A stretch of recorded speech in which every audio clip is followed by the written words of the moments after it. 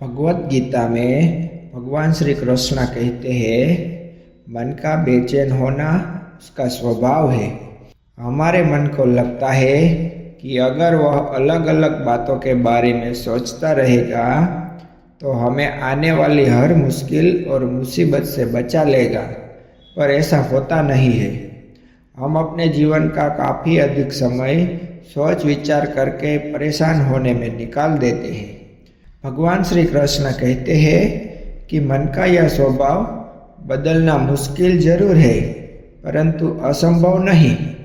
अच्छा, अब आप एक बात बताइए, क्या आप कौवे को कह सकते हैं कि वो काव काव की आवाज़ ना करे, या फिर क्या आप किसी मेंढक को कह सकते हैं कि वह पानी देखते ही ऊंची छलांग ना मारे? हमारे मन का भी कुछ ऐसा ही है। जीवन में कुछ भी होता है, अच्छा या बुरा, हमारा मन उस पर काव काव करने लगता है। काव काव से मेरा मतलब है चिंता करना, व्याकुल होना। कोई बुरी बात होती भी नहीं है और मन परेशानी की ऊंची ऊंची लपटें लेने लगता है। कभी कभी तो मुझे ऐसा लगता है कि हम में से कई लोग सिर्फ परेशान होने के लिए जीते हैं। सारी परेशानी, पीड़ा, दुविधा अक्सर हमारे मन की बनाई हुई कहानियाँ होती है। भगवान श्री कृष्ण हमें हमारे मन को शांत और स्थिर करने के लिए दो उपाय देते हैं। पहला, ध्यान लगाना या मेडिटेशन करना।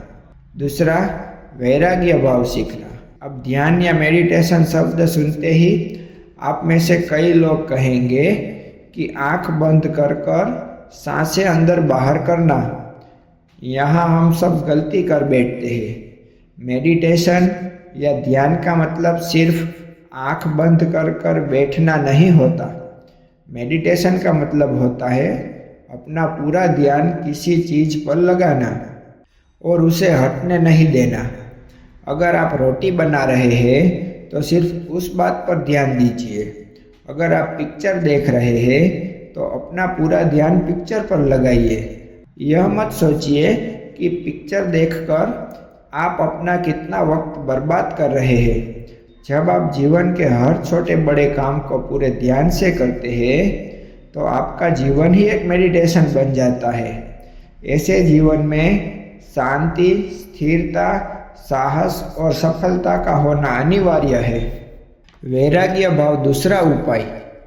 वैराग्य का अर्थ यह नहीं है कि आप सब कुछ छोड़कर जंगल में जाकर बैठ जाए।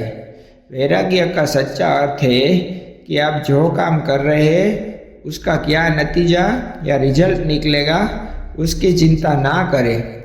जैसे अगर आपने कोई इंटरव्यू दिया, आप यह कर सकते हैं कि पूरी मन से तैयारी करें और अपना बेस्ट देकर आ जाए। वह नौकरी मिलना या ना मिलना आपके हाथ में नहीं है। इस नतीजे के पीछे अलग अलग चीज़ें हैं जो आपके बिल्कुल कंट्रोल में नहीं है। तो जिस चीज़ के बारे में आप कुछ नहीं कर सकते उसके बारे में चिंता भी ना करें। यही वैराग्य का सच्चा मतलब होता है। और यही है भगवान श्री कृष्ण का दूसरा उपाय, मन को चिंता की लपटों से बचाने का। याद रखिए, आप पूरे के पूरे इंसान हैं, समझदारी, संयम और कुशलता से भरे इंसान। आपका मन जब भी कौवे की तरह अलग अलग बातों पर आपको परेशान करने लगे, तब अपने मन को भी प्यार से समझाइए और शांत कर लीजिए। बस अपने ऊपर विश्वास रखिए कि आप कभी अपना बुरा नहीं होने देंगे।